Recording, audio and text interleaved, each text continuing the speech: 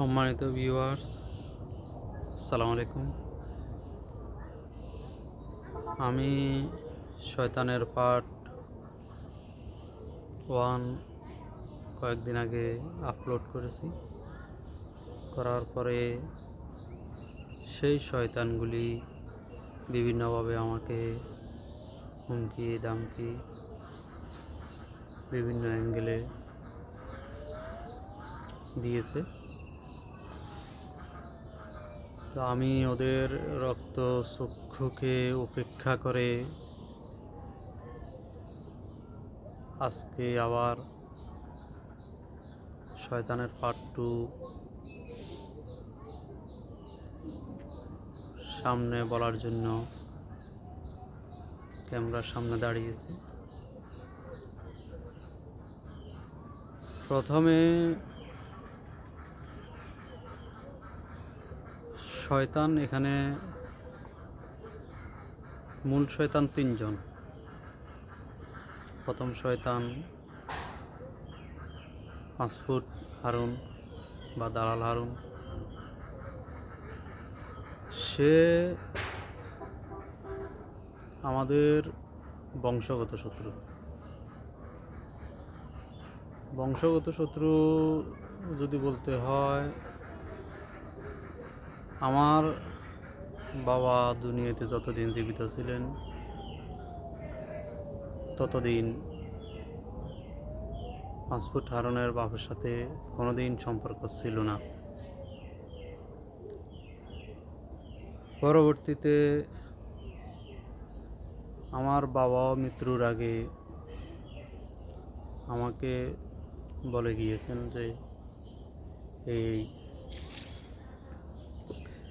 দালাল হারুনদের পরিবারের সাথে যেন জীবনে কোনোদিন সম্পর্ক না রাখি, এদের সাথে যেন কথা না বলি। আমি সে প্রয়াত আমার বাবার ওসিয়তটাকে উপেক্ষা করে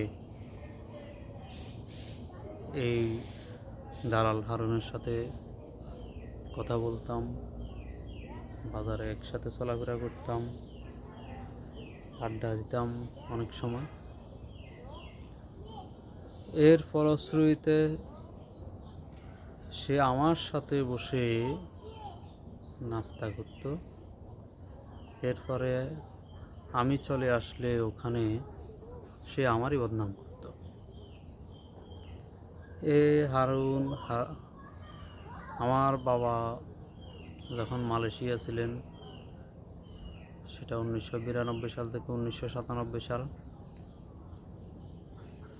সে আমাদের অর্থ সম্পদ, জায়গা জমি বিভিন্নভাবে গ্রাস করেছে। এখনো পর্যন্ত সে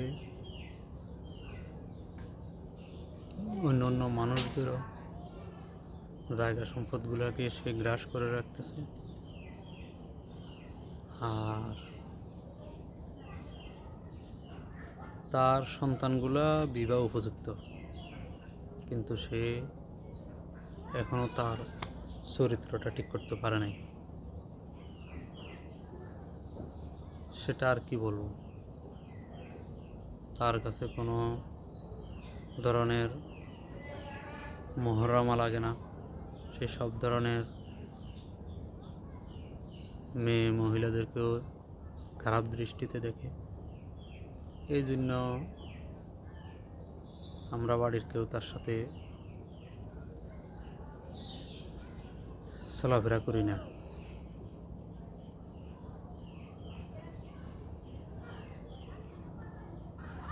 আর সে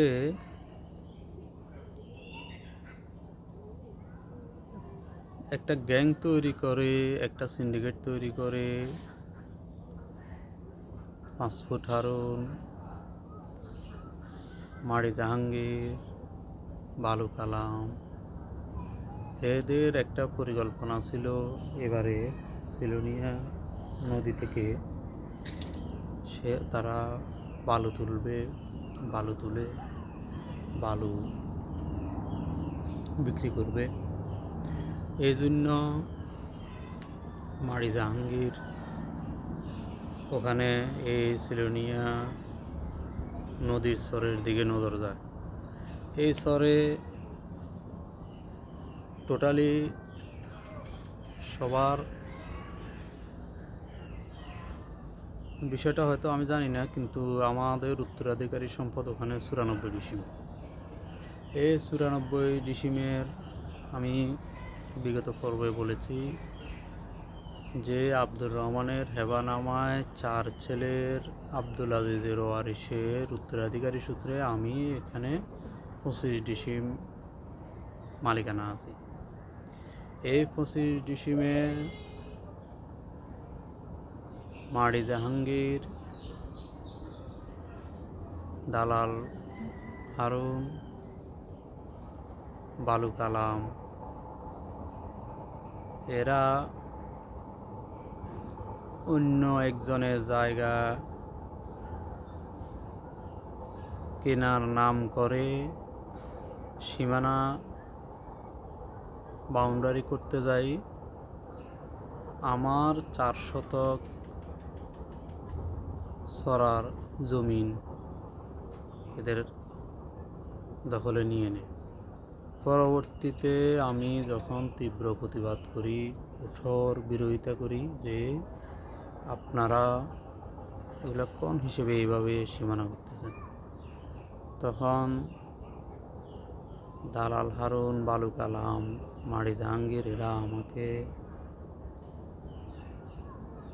আঘাত করার জন্য, আমার উপর হামলা করার জন্য বিভিন্নভাবে চেষ্টা করছে। সেটা স্থানীয় জনসাধারণের জন্য করতে পারে নাই। পরবর্তীতে যখন সার্ভেয়ার দিয়ে আমি জায়গাগুলো অ্যাকুরেট করতে যাই, দেখি যে সত্যি এরা 4 ডিসিম জায়গা জোর করে দখল করছে। এই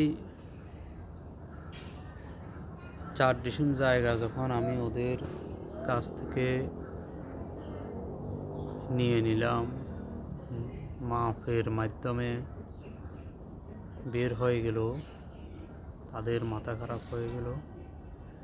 তারা আমার বিরুদ্ধে শুরু করলো কীভাবে আমাকে হেস্তনেস্ত করা যায়।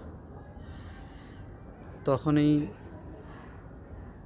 ধান্দাবাজ, সিটিং, নারী লিপ্সা, নিজেকে কথিত সাংবাদিক পরিচয় দানকারী মশিউর রহমান লুচ্চা মিলনের আগমন ঘটে, যার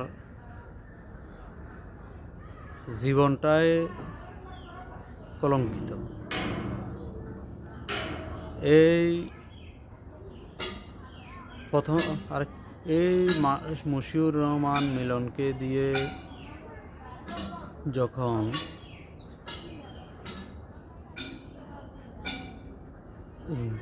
বিভিন্নভাবে আমাকে হয়রানি করতেছে, তখন এর মধ্যে মশিউর রহমান আমার কাছে 5 লাখ টাকা চাঁদা দাবি করে আসছে। এখন চারিদিকে যেভাবে বন্যা চলতেছে, চারিদিকে যেভাবে প্রাকৃতিক দুর্যোগ চলতেছে, এর মধ্যেও মশিউর রহমান মিলন বিভিন্ন অ্যাঙ্গেলে বিভিন্ন লোকজনের মারফতে আমার কাছে খবর পাঠাচ্ছে যে তারকে 5 লক্ষ টাকা চাঁদা না দিলে নাকি সে আরও কিছু করবে। যখন তারা জিজ্ঞেস করলো কি করবে, সে জবাব দিল আমার নামে এবার করবে তারা লিখবে নারী গঠিত ব্যাপার। তো নারী গঠিত ব্যাপারে কি 3 জন মেয়ে আমার জন্য আত্মহত্যা করছে। এই ধরনের রূপকথা, এই ধরনের বানোয়াট কথাগুলা সে লিখবে। মারি জাহাঙ্গীর যখন দেখলো যে মারি জাহাঙ্গীর তার এক ভাই আবুধাবিতে থাকে। সরোয়ার সবুজ মারি জাহাঙ্গীরকে তার ভাইরা পীর মানে। সে মানুষের কাছে সে সুন্দর করে কথা বলে, মানুষের অর্থ আত্মসাৎ করে, জায়গা দখল করে। এই সরোয়ার সবুজকে যখন আমার মামা শ্বশুরও বিদেশে মারি জাহাঙ্গীরের কথাগুলা বলল, বলার পরে সরোয়ার সবুজ যখন মারি জাহাঙ্গীরকে জিজ্ঞেস করছে, মারি জাহাঙ্গীর তখন আমার নামে আমার মামা শ্বশুরের কাছে চরম মিথ্যা কথা বানায় বানায় বলছে, ভুয়া কথা বানায় বানায়